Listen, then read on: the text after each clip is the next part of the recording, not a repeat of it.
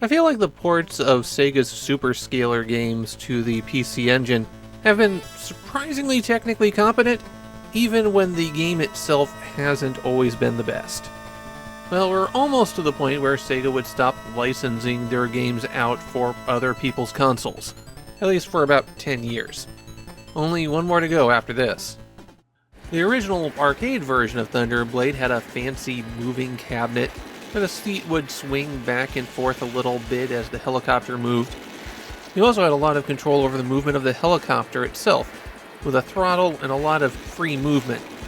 The stacked sprites used to create the look of the buildings was the most memorable feature of the game. By this point, there had been multiple home ports of Thunderblade, and just sticking with the console ones, the version for the Mark III or Master System is an unambiguous disaster. The only thing preventing me from calling it one of the worst games on the platform is because there's a lot of bad games on that platform.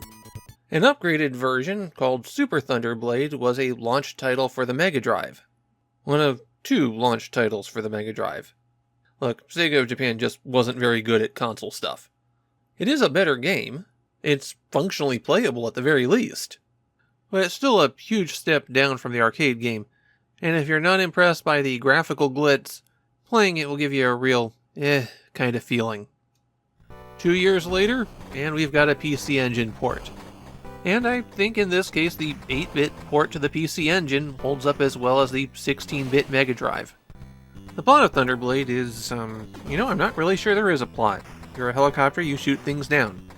The game was inspired by the movie Blue Thunder, a film that I saw once as a child and have no real memory of. The important things for its connection to Thunderblade is that the movie had a lot of exciting helicopter action scenes, and Sega did a bit of light copyright infringement using a digitized screenshot of the film as the game's title screen, which then got used in all of the ported versions. Thunderblade has two different game modes, one that's played from an overhead view, and one that places the camera behind the helicopter. You transition between these views twice during a stage, going from overhead to behind, and then overhead when you face the boss. Pressing button 2 fires your machine guns in a very rapid burst, while button 1 fires missiles. In the overhead view, both of these shoot down toward the ground, and they have a range of about half the screen length. That results in a situation where you have to move forward as far as you can, shoot an enemy, and then back up as it scrolls down the screen so that you can hit other targets. There's no speed controls at all for you in this version, and no elevation controls in this overhead view. There is a distance bar at the top of the screen, and once it reaches about the halfway point, you'll switch to the behind the copter view. Here the machine gun will fire straight ahead, while the missiles go down to the ground. In this mode you can move freely up and down, and on some stages you will have to dodge terrain. You can also land on the ground in this view if you fly too low, but there's no reason to do that, so I'm not even sure why you can. Complete the behind the view, and you go to the boss. And these are large vehicles or fortifications that have a bunch of gun emplacements you have to shoot as you fly over. Once you complete your pass above it, then you're done with the stage. Time to move on. There are 4 stages, and then it's game over. There's no power-ups or special enemies. Everything is one hit, one kill. Thunderblade's about as simple and straightforward of a game as you can get. When looking into the opinions of Japanese players on this port, I found that people were pretty divided. More than once I found one person going, "It just doesn't really compare to the arcade," and then someone replying, "But they managed to do this on an 8-bit system." As for my own opinion, 1, it is about as good a port as you were going to get of Thunderblade at the time.